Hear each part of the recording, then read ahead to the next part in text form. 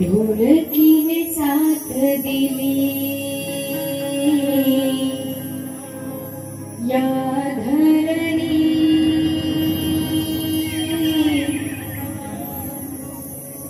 म्हणून मी गाते आज या चरणी चढवून आले साज आज या क्षणी तुम्हारे कांचवीनच रारोपुनी स्वरताला सगळा सुगंध मनी करीते मी मुजरा यारणी ओ रसिका करीते मी मुजरा यारणी करीते मी मुजरा यारणी ओ रसिका करीते मी मुजरा यारणी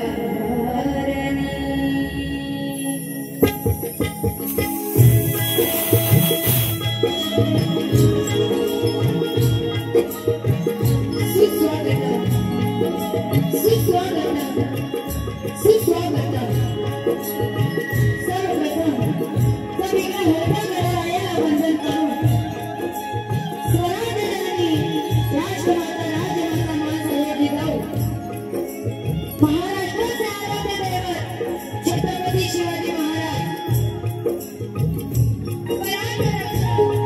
संभाजी महाराज यांना त्रिवार मानाचा मुजरा करून भारतीय राज्यघटनेचे शिल्पकार डॉक्टर बाबासाहेब आंबेडकर यांना त्रिवार मानले करून माझ्या कार्यक्रमाला सुरुवात करत आहे।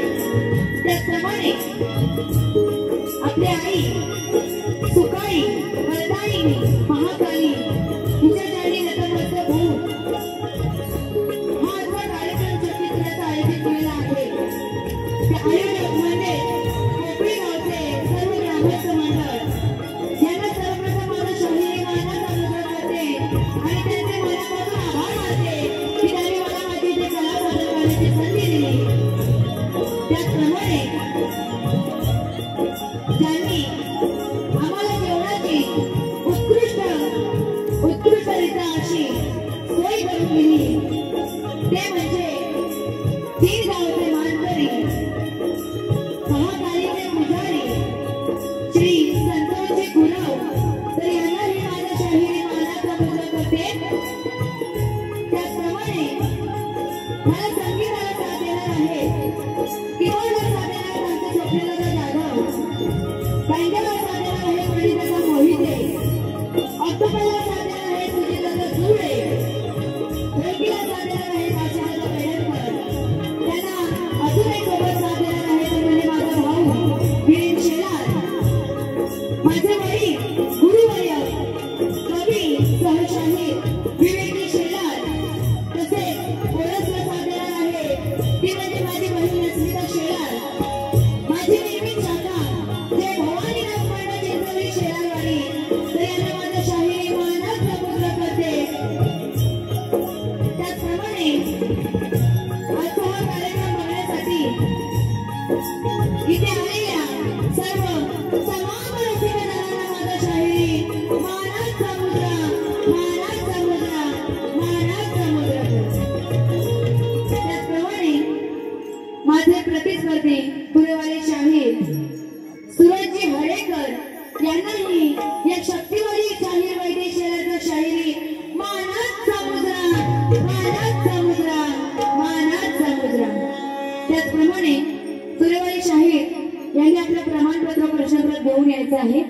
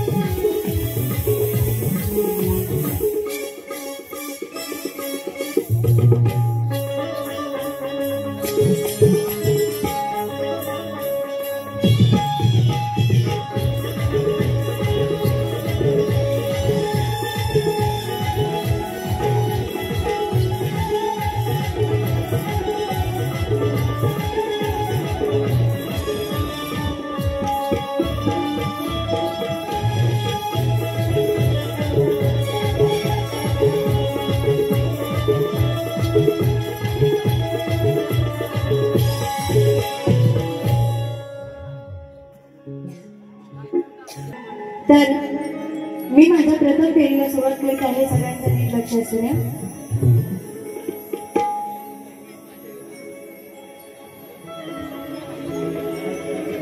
तर बघा श्रवणला सुरुवात करत आहे, मी लक्ष असू द्या।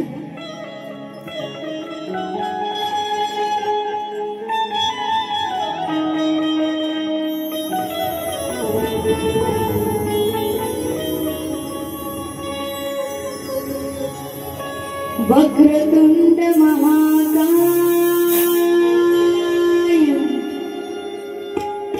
सूर्यकोटि समप्रभा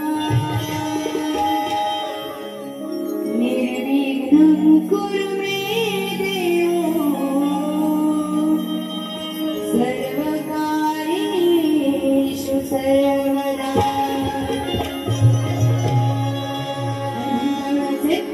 आई तुझ्या शक्तीनेच संसार उजळतो, तुझ्या नावानेच भक्तांचा जीव सरतो, भक्तीच्या ओढागाऊन तुझ्या चरणी नतमस्तक होतो, सुखाई वरदायिनी महालक्ष्मी तुला शतशः प्रणाम।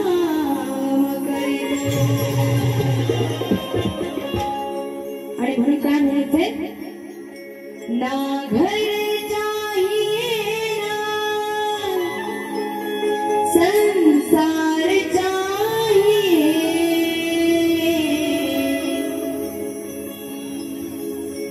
नव दिवसाची आली नऊ रूपे घेऊनी, करीते वंदना हात जोडूनी, भक्तासाठी दुर्गाई तू एक धावनी।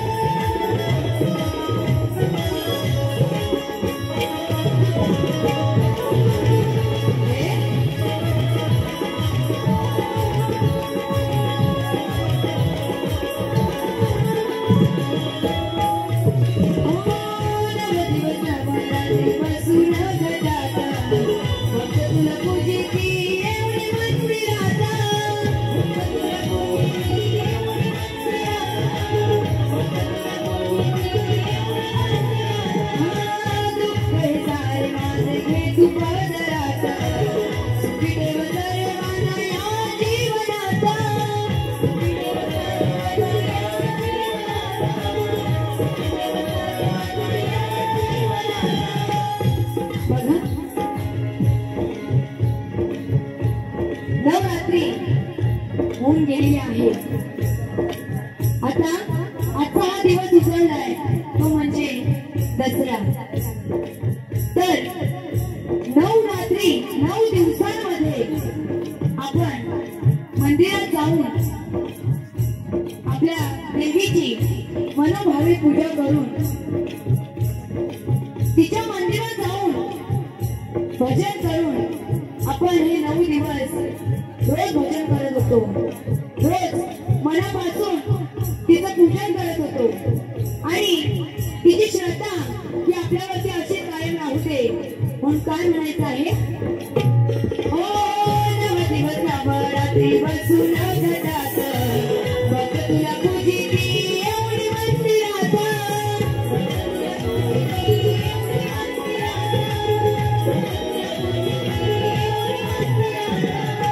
दुःख सारे माझे घे तू पदरात, सुखी ठेव सर्वांना या जीवनात।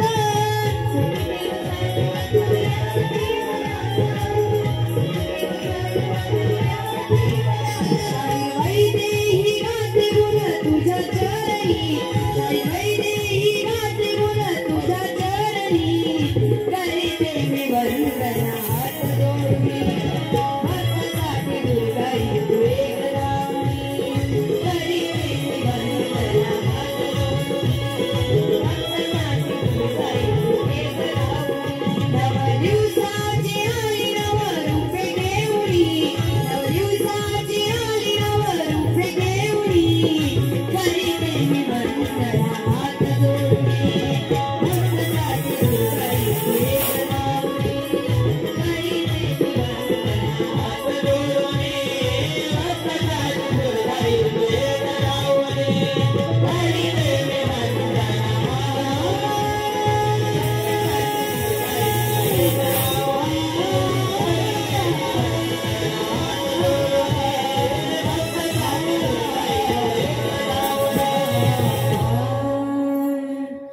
करीते मी वंदना हात जोडूनी, भक्तासाठी दुर्गाई तू एक धावणी। बोल श्री गजानन गावदेवी बजरंग जागे बोला परमहंस गुरु गणपती कैलास रामचंद्र पांडुरंगाराम कृष्ण शांताराम अखंड नागेश्वरीचा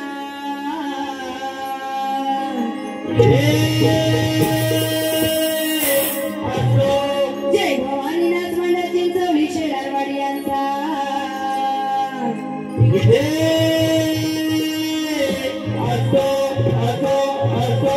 बोल शक्ती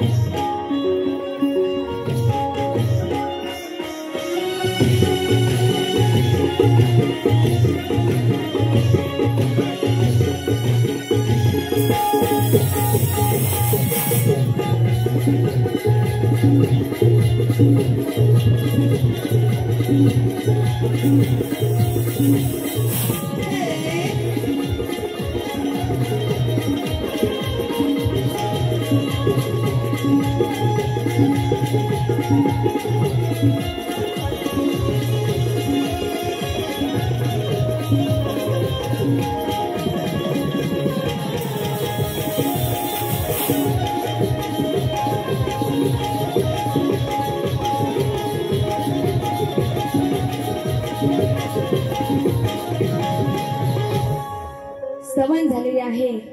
गणाला सुरुवात करीत आहे. नीट लक्ष असू द्या. बघा काय म्हणायचंय. विसर्जन झालं तरी बाप्पा नात तुटेना, मनातल्या आठवणीनं काळ कधीच झुके. त्या बाप्पाचं अगदी विसर्जन जरी झालेलं असेल, बाप्पा आपल्याला सोडून गेलेले जरी असतील, तरी सुद्धा प्रत्येकाच्या मनात बाप्पाचं स्थान हे नेहमीच असणार आहे. त्याच्या मनातील जी भक्ती आहे ती नेहमीच आपल्या हृदयात असणार आहे. म्हणून काय म्हणायचे. विसर्जन झालं तरी बाप्पा नात तुटेना, मनातल्या आठवणीना काळ कधीच झुके. अश्रूंची सर्व कळते ढगदसा बरसतो, दुःखर तुझ्या चरणी हे गणराया नृत्यात रंग धरतो. म्हणून काय म्हणायचं. सनू एक पल चैन नाए, सजना तेरे बिना, सजना तेरे बिना. मग बघा. ओढ तुझी लागली मला, ओढ तुझी लागली मना, श्री गणपती गजानना, श्री गणपती गजानना. तुझ्या विना मला करमेना, तुझ्या विना मला करमेना, दावरी तुरना, श्री गणपती गजानना, श्री गणपती गजानना.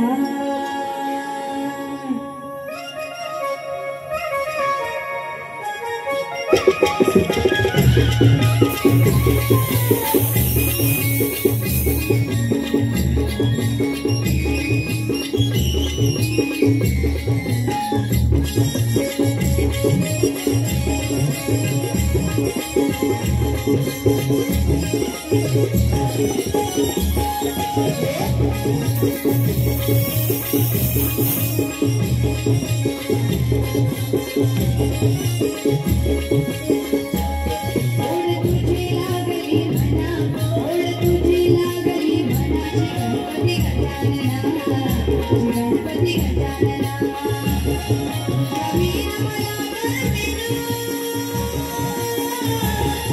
जमीन मला गणपती तुला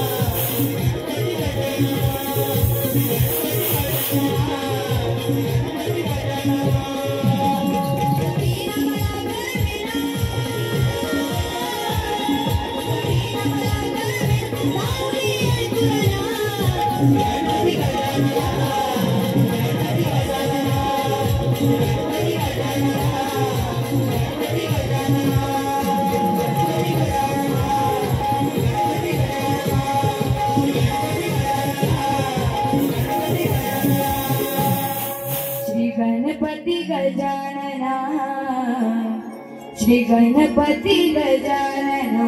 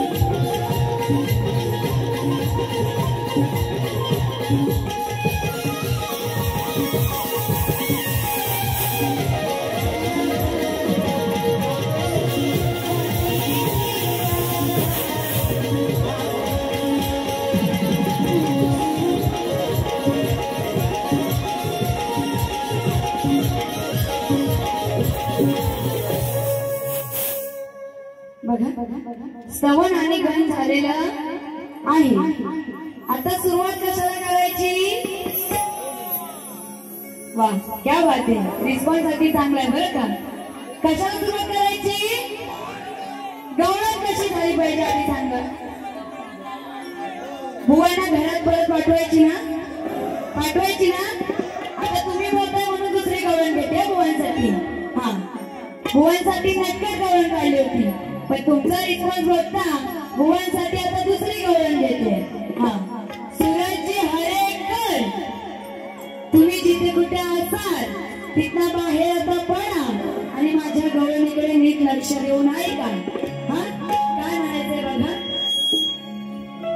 हरामी हा गाणं करीतो छेडा छेडी, समजून स्वतःला थोर करतो घर पोळी,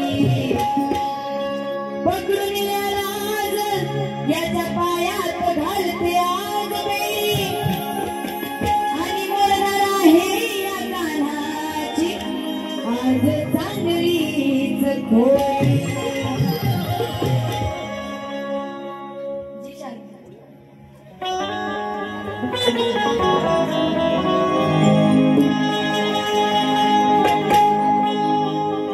बघा काय म्हणायचं आहे.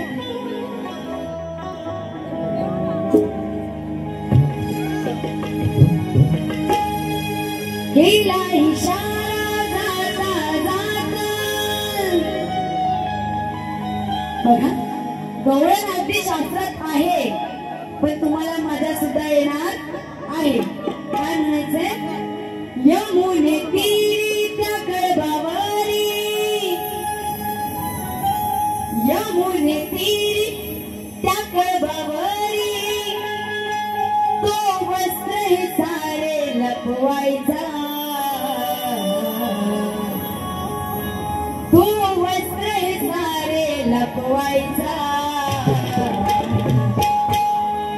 वर चढून काना, वर चढून काना,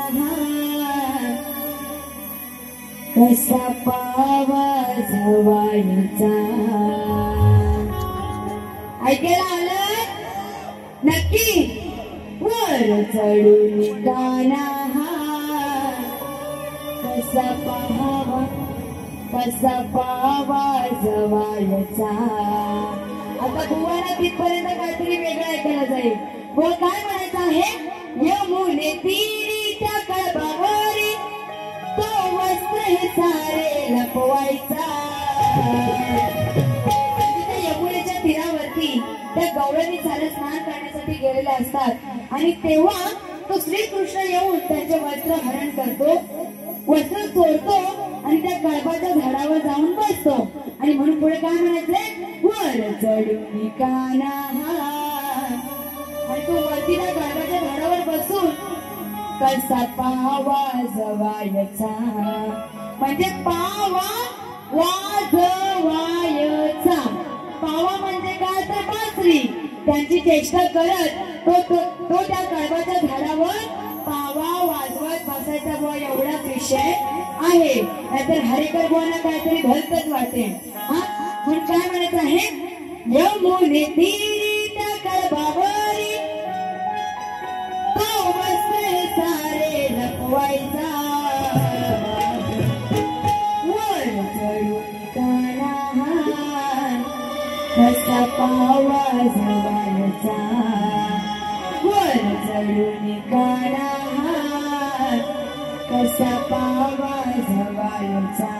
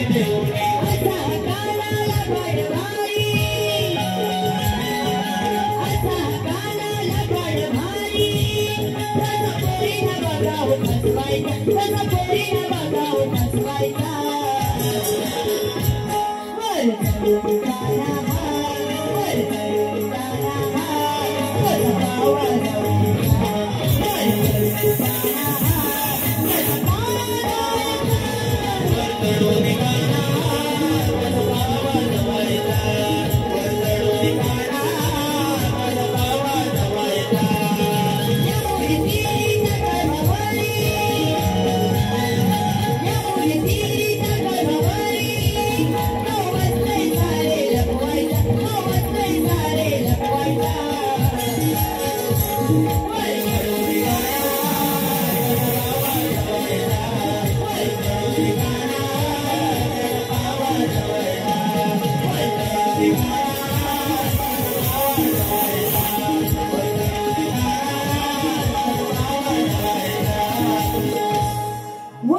चढून काना कसा पावा जवायचा. बघा बुवा, गवळण अगदी शास्त्रात आहे, शास्त्र पटवून सुद्धा दिलेलं आहे. आता बुवांसोबत आता हे बुवा नवीन आहेत माझ्यासाठी. हा, आधी सांगून ठेवते, बुवा खेळची वाघीण बोलतात. जर गवळणी नाताचा आनंद केला तर दुसरी बारी वैदेशाच्या हातात एवढं लक्षात ठेवायचं. फार फाडी तुम्हाला. हा, साला काढल्याशिवाय राहणार नाही. आधीच बुवाचा फोटो बघून समजतंय बुवाच्या अंगात काय नाहीये. हा, बुवा आधीच सांगून ठेवते. हा, गवळण झालेली आहे.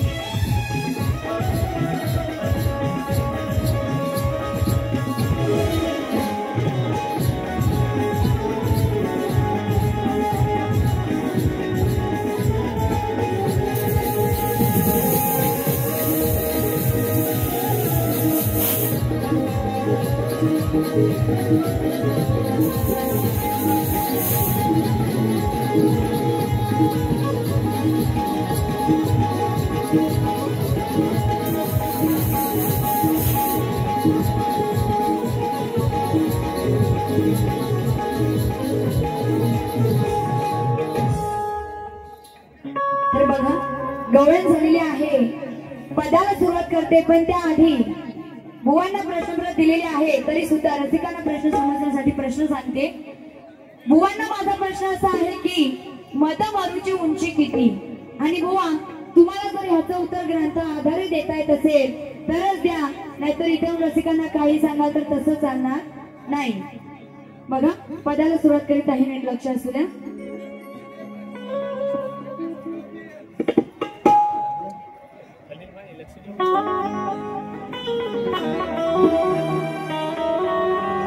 बघा, पदाची चाल काय आहे. जावई तुमच्या मनासारखा पसंत केलाय कॉलेजला, पप्पा मला द्याल का हो परमिशन आमच्या दोघांच्या लव्ह मॅरेजला. बुवा चाल देते, नाहीतर यावरून पण काहीतरी ते येऊन बोलून जाल. हा, बघा काय म्हणायचे. आला भिकारी त्या काळातरी काहीतरी भेट हा करायचा.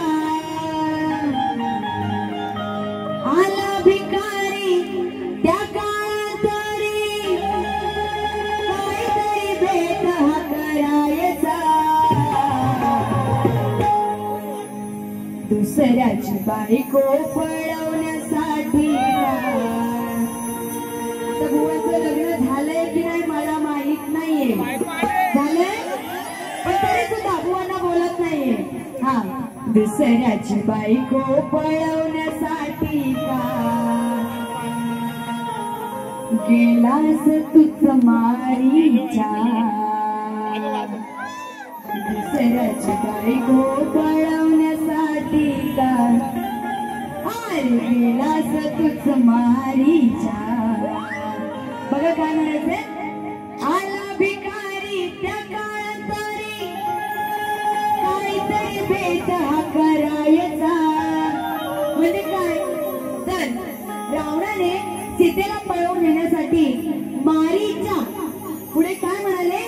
दुसऱ्याची बायको पळवण्यासाठी काय. आता त्या रावणाचं लग्न झालं होतं तरी सुद्धा त्याने त्या सीतेला पळवून नेलं होतं. म्हणून काय म्हणाले, दुसऱ्याची बायको पळवण्यासाठी का गेलास तुझ मारीच्या. त्या रावणाने त्या मारीच्या राक्षसाची मदत घेऊन त्या सीतेला पळवून नेलं होतं. बुवा एवढाच विषय आहे. नाहीतर बुवांना वाटेल त्यांचं लग्न झालंय आणि त्यांना बोलते की दुसऱ्याची बायको पळवून नेले म्हणून. बुवा तुम्हाला काही बोलायचं नाहीये.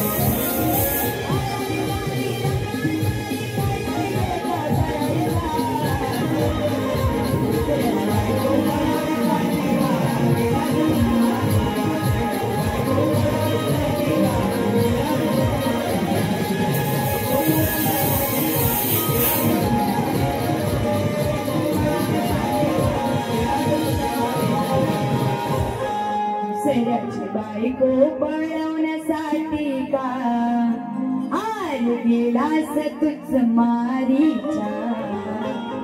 तर अशा प्रकारे मी माझी पहिली बारी ते संपत आहे.